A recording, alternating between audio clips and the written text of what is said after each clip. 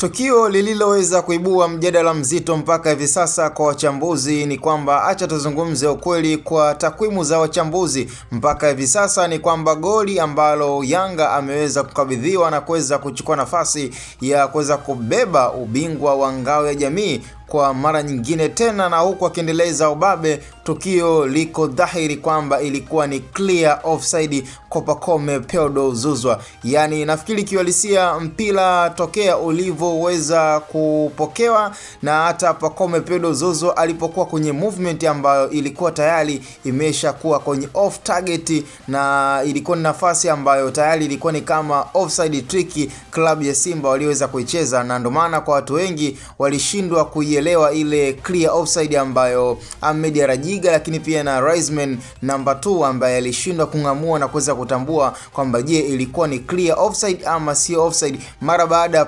Pacome Pedro Zouzoua kuweza kumdanganya muamuzi kwamba alikuwa kwenye eneo la kotea, lakini mwisho wa siku akajiiba na kuweza kuonekana kwamba hana nia ya kuweza kucheza ule mpira, na mwisho wa siku akafanikiwa kuweza kumdanganya muamuzi wakati Ahmed Rajiga lakini pia na Raisman ambaye alikuwa kwenye nafasi hiyo ambaye nikapanga, lakini pia ni nafasi ambapo Yanga wakaamua kuitumia kama fursa ya kuweza kuangamiza kikosi cha wekundu wa Msimbazi. Lakini ukweli utabakia, yani kwa siku hii ambayo imekuwa ni siku ya historia ya tarehe 16 ya mwezi wa 9 kwenye ngao ya jamii, mpira umechezwa na klabu ya Simba walikuwa na domination kubwa, na hata tuliweza kuona kwamba Simba walikosa nafasi nyingi sana ambazo zilikuwa ni za wazi. Kwa hiyo mechi imechezwa, Simba walikuwa na advantage ya kuweza kushinda mechi kwa 70% kipindi cha kwanza mpaka kipindi cha pili, lakini hatimaye kwa makosa madogo ambayo yameweza kufanyika kwa kupitia Raisman lakini pia na maamuzi yameweza kuadhibu klabu ya Simba.